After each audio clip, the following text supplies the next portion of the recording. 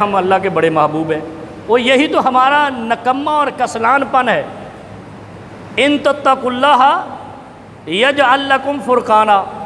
اب اللہ رب العالمین کہتے ہیں کہ اگر تم دل ایسا لے کر آئے جو اللہ سے ڈرتا ہوا، اور اللہ سے ڈرنے والا دل کیا ہے؟ صرف 5 نمازیں پڑھنا نہیں ہے، اپنی دکان پہ ملاوٹ کرنا بھی منع ہے، گفتگو میں جھوٹ بولنا بھی منع ہے، معاملات کے اندر میانہ روی رکھنا لازم ہے، اور اگر آپ نے اس میں تشدید کی ہے تو یہ بھی منع ہے۔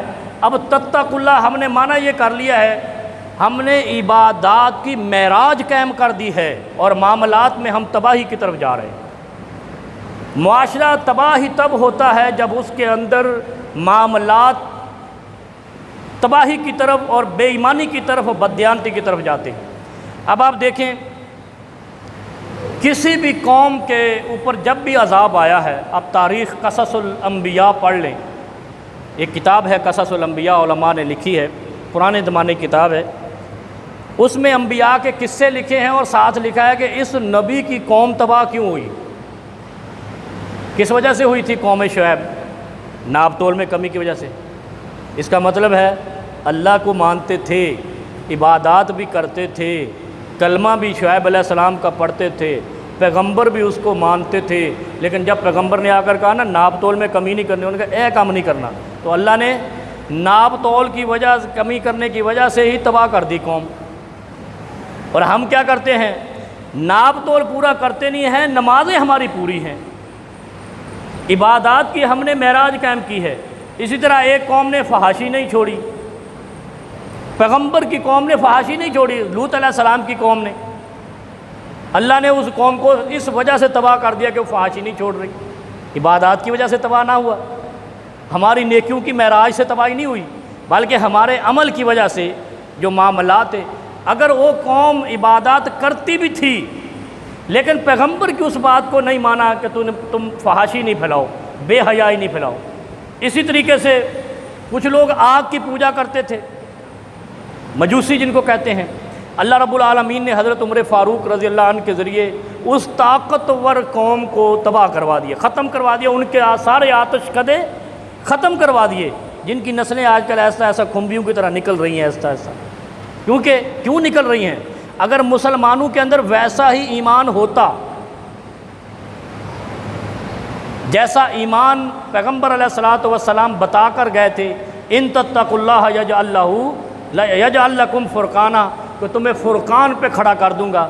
اگر ایسا فرقان والا ہمارا ایمان ہوتا تو کبھی یہ کھمبیوں کی طرح مذاہب نہ نکلتے، فرقے نہ نکلتے، نئی نئی شاخیں نہ نکلتی، اور سب اسلام کا نام بھی نہ لے لیتے ہو۔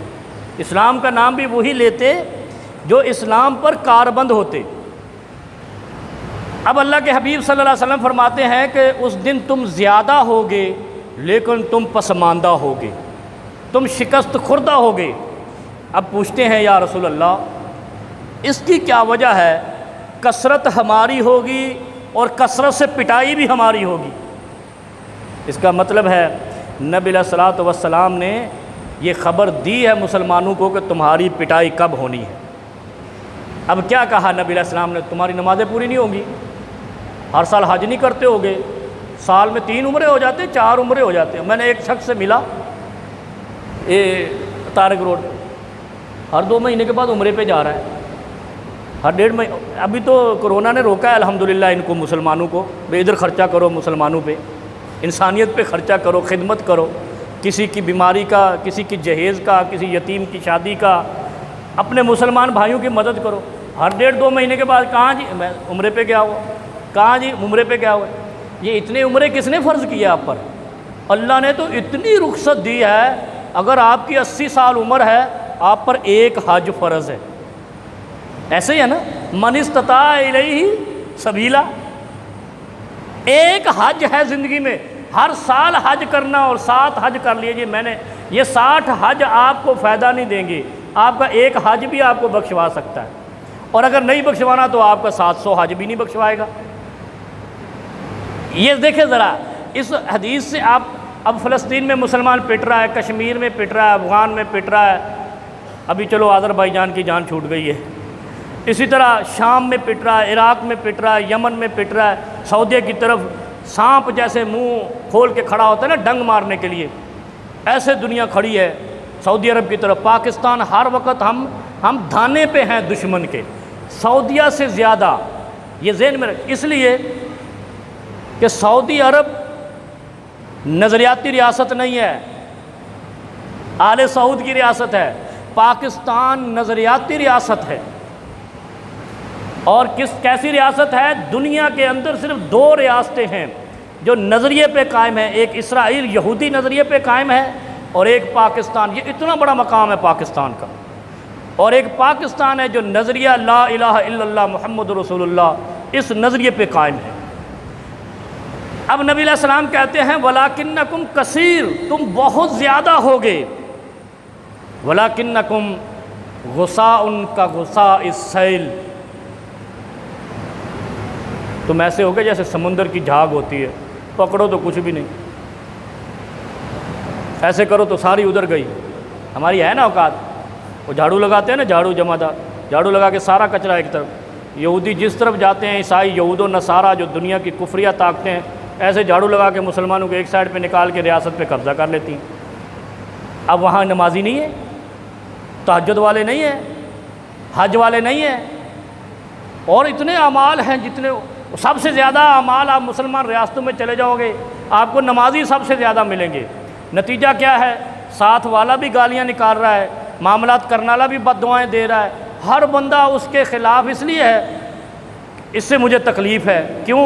یہ بڑا نمازی ہے، میرا حق کھا لیا، مجھے تنگ کرتا ہے، مجھے پریشان کرتا ہے، جب بھی سودا دیتا ہے کم دیتا ہے یا ملاوٹ کر کے دیتا ہے، اس سے یہ ماشاءاللہ بڑا تبلیغی ہے اور مال ملاوٹ والا دیتا ہے، کولڈ ڈرنک 2 نمبر دے دیتا ہے۔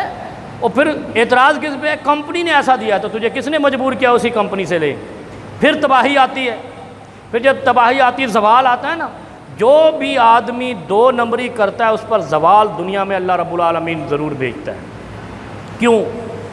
جو 2 نمبری کرتا ہے تتق اللہ والا اس کا دل نہیں ہے، اس کو بد دعائیں ملتی ہیں، لازماً ملتی ہے، کوئی نہ کوئی اس کو بد دعا دیتا ہے، کوئی گرم سانس اس کی طرف نکالتا ہے، یہ بڑا گھٹیا آدمی ہے، بڑا غلط آدمی ہے، بڑا کمینہ آدمی ہے، بڑا ملاوٹ والا آدمی ہے، بڑا 2 نمبر آدمی ہے، بڑا بد زبان آدمی ہے، بڑا بدتمیز آدمی ہے، جتنے القاب ہوتے ہیں کوئی نہ کوئی اس کی طرف نکال رہا ہوتا ہے۔